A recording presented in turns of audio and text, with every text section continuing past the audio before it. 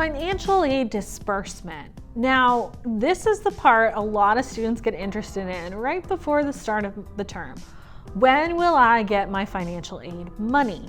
So this process is known as a financial aid disbursement. Essentially, all your sources of financial aid, have it be the government, your school, your state, will release the fund you're eligible for and pay it to your school.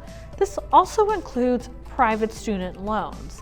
The school does receive the money first, and it applies it to any of your outstanding fees and any money you owe directly to the school. Now, you probably want to know, when is financial aid dispersed? The general rule, even though it is a little bit different based on different types of programs, is multiple disbursements throughout your academic year, generally at the start of each of your terms. So if you're in a semester, fall, spring, if you're fall, spring, summer, probably at the start of each of those terms is when you'll get your financial aid, right around then. Now, there's some different rules for different types of aid. Some aid is required to be dispersed in equal amounts per disbursements out there, with the exception of sometimes that's summer term. And then other types of aid can be dispersed in different amounts. Even if you are dispersed that money 2 times throughout your academic year, they might actually give you more money up front, or make the decision to give you more money up front, because that's where most of your charges may be. But it's up to your school and how they determine how they disperse that money. To figure out that actual disbursement schedule, when will you actually get that money put into your account so then the process can begin for you to get that money? Your school actually will inform you or have it on their financial aid portal or their financial aid website of their disbursement and payment schedule. So you might want to take a look there, and if you have any questions, you definitely want to check in with your financial aid office. Now, once you get those disbursements sent to your school, and your school just then disperses that money to you, they'll be applying that first to anything you owe them. They'll keep whatever you owe them as the school. If you overpay any of those fees, then they'll release that money to you in what's known as a credit refund. You might hear terms like credit balance refund, credit refund, school refund, financial aid refund, different terms like that, but that's essentially what it means. There's some very strict rules that your school has to follow if that credit refund is caused by a disbursement of federal financial aid funds. Although from what we've mainly seen is, although the school can issue more than one refund to you if they have to, they generally keep it all happening at the same time. The way you get your refund, make sure you read and understand how that school is going to give that refund to you. Are they going to be offering you a check that you have to go and pick up, or will be mailed to you? Is there some sort of service or portal you have to register and make an account with? Is there some sort of debit card out there? There could be a multitude of ways in which your school will issue that refund to you. So look up how that works and what you need to do. Make sure to read the emails you're getting from your school, check out your portals, anywhere where you would find that information from your school. If you're a first-year, first-time borrower, things can be a little tricky when we're talking about federal student loans. Your school can be required to hold those funds at least 30 days from the start of your term before that money is actually dispersed to you. So if you're relying on that money for things like rent or any type of off-campus housing, if your school is required to hold those funds on your behalf for a certain amount of days, you need to know that if you're relying on those funds for things like off-campus housing, like trying to cover some of those upfront fees or your monthly rents, because you might not have access to that money right away. If the schools are required to do it, they're going to have to hold it based on those requirements of you receiving that financial aid.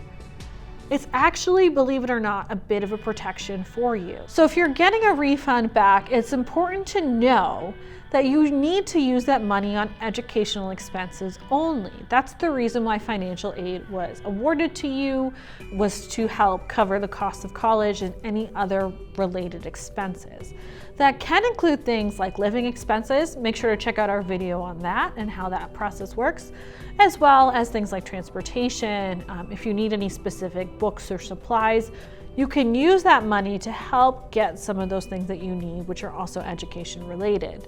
Now, if you're getting a credit refund from loans that overpaid what you owe the school, Make sure you have a plan in place. Make sure you have a bank account where you can put those funds and easily manage that money. Once you get that money, you want to create a budget to make sure that money will last you for the term for which it's intended. So if you got that money for your fall semester, make sure you create some sort of budget so you don't spend it all at the beginning and run out of money before the end of your fall semester, and then you have to wait for your spring disbursements to have. You want to create some sort of plan to keep you in line. We see it all too often that people get a little too excited when that amount of money just appears in their account. That money truly is meant to help you pay for your education-related expenses for that term. Also, if that amount of money is more than you need for that term, think about having that money returned directly to your lender or your servicer. Because student loans have fees associated with them, including things like interest, you're not going to be repaying just the amount you borrowed. You're going to be repaying that amount plus any interest that has accrued on that loan. So if you don't need it and it's more than you need for your term based on your budget, you do have the option to ask your school to send that money back to your lender. Some people are worried about sending money back because what happens if you run into an emergency or something happens and you need it? Well, you actually have the option to go back to your financial aid office, explain the situation, and they'll let you know if you can have that money redispersed to you. When we're talking about things like federal aid and federal aid programs, generally that's not going to be a big deal to have that happen. That might help alleviate some of the fear or concern with that. Just make a budget, really come up with realistic numbers of what you need. Anything you borrow, especially loan money, beyond what you need, you'll have to repay plus interest. So you want to try to keep those costs as low as possible. Now, if you're at the start of your term and it's been a little bit of time and you haven't seen any of your financial aid hit your account, be applied to your account, and you're a little concerned about what's happening, make sure you've completed all the requirements you need to complete in order to receive those financial aid funds. Some common ones, especially for those first-time or first-year borrowers: entrance counseling. Entrance counseling is mandatory to receive federal student loan funds for the first time. Also, things like your annual loan acknowledgement. There might be a school form, and coming soon, if it hasn't already happened, it could also be a government form that's required for you to complete before you receive any student loan funds. Also, another thing to look for: financial aid verification. Were you required or were you asked to complete any sort of verification of your FAFSA form? If you were, and you haven't completed that process yet, if you haven't fixed the issues or resolved any conflicting information identified, that could also be a reason why there could be a hold on releasing financial aid to you. Look at the different places where your school commonly reaches out to you for financial aid issues. Is there messages in your student portal? Are you receiving it by email? Just keep track of it and make sure to read all that correspondence to make sure you're on track. Of course, if there's any issues or you're concerned about receiving your financial aid, set up some time with your financial aid office. Talk through anything you need to complete, any questions, or anything that's unresolved on your account so you can get that complete, so you can get your financial aid funds. My name is Elaine Rubin. For more information about paying for colleges, finding scholarships, or student loans, make sure to subscribe.